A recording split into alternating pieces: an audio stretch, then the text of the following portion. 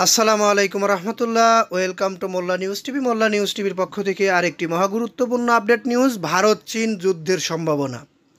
তাহলে কি শুরু হচ্ছে ভারত এবং চীনের যুদ্ধ? বিস্তারিত জানতে পুরো নিউজটি শুনতে হবে। এটি বাংলাদেশের জন্য একটি প্লাস পয়েন্ট, কারণ আমরা ইতিমধ্যে দেখতে পেরেছি যে বাংলাদেশের সঙ্গে যুদ্ধ করার মতো একটি ঘোষণা দিয়েছিলেন ভারতের স্বরাষ্ট্রমন্ত্রী। এবার সেভেন সিস্টারের 60 কিলোমিটার ভিতরে ঢুকে পড়েছেন চীনা সৈন্যরা। তাহলে কি আমরা অতি দ্রুতই চীন ভারতের সংঘর্ষ দেখতে পাবো? চীন ভারত যুদ্ধে জড়াবে?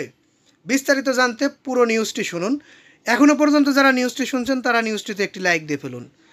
আর পরবর্তীতে এরকম ধরনের গুরুত্বপূর্ণ আপডেট নিউজ পেতে অবশ্যই চ্যানেলটি সাবস্ক্রাইব করে বেল বাটন অন করে রাখবেন। ভারতের উত্তর পূর্বাঞ্চলীয় কৌশলগত গুরুত্বপূর্ণ 7 রাজ্য বা সেভেন সিস্টারের অন্তর্ভুক্ত অরুণাচল প্রদেশে ভারতীয় ভূখণ্ডের প্রায় 60 কিলোমিটার ভেতরে ঢুকে পড়েছে চীনের সামরিক বাহিনী। শুধু তাই নয়, ভারতীয় ভূখণ্ডের ঢুকে অরুণাচল প্রদেশের আনজাও জেলার কাপাপু এলাকায় ক্যাম্প করেছেন চীনের পিপুলস লিবারেশন আর্মি। অর্থাৎ চীনের আর্মিরা ভারতের 60 কিলোমিটার ঢুকে তারা সেখানে ক্যাম্প করে ফেলেছেন। তার মানে 60 কিলোমিটার চীনের দখলে। দেশটির সংবাদ মাধ্যমকে একাধিক সূত্র বলেছেন, কাপাপু এলাকায় কাঠে আগুন ধরানো, পাথরের গায়ে রং ব্যবহার করে লেখা চীনের নাম এবং চীন খাদ্য সামগ্রীর ছবি দেখে বোঝা যায় সেখানে প্রায় 1 সপ্তাহ আগে চীনা সৈন্যদের অনুপ্রবেশ ঘটেছে।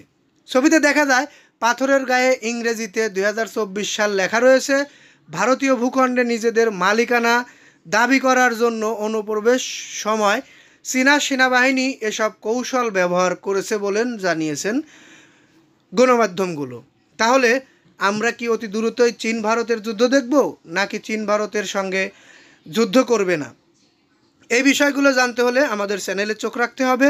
পরবর্তীতে আমরা এর বিস্তারিত আপনাদের মাঝে তুলে ধরব। বাংলাদেশের জন্য প্লাস পয়েন্ট, বাংলাদেশও কিন্তু কঠোর হুঁশিয়ারি দিয়েছে ভারতকে। ভারত যদি কোনো খারাপ মতলব এঁকে থাকে তাহলে ভারতকে রুখে দেওয়া হবে বাংলাদেশ থেকে। এটিও আমরা আজকেই জানতে পেরেছি। বাংলাদেশ কিন্তু দুর্বল নয়, বাংলাদেশ একটি স্বাধীন রাষ্ট্র। সেখানে যদি ভারত কোনো ঝামেলা করার চেষ্টা করে তাহলে তাদেরকে প্রতিহত করা হবে। বাংলাদেশ সেই প্রস্তুতি নিয়ে আছে। ভারতকে দুই দিক দিয়ে এখন চাপে ফেলানোর হচ্ছে। আন্তর্জাতিকভাবে এটি হয়ে যাবে, কারণ চীনারা যদি ওই দিক দিয়ে চাপে ফেলায়, বাংলাদেশ যদি এদিক দিয়ে চাপে পড়ে, তাহলে কিন্তু ভারত চাপে পড়ে যাবে।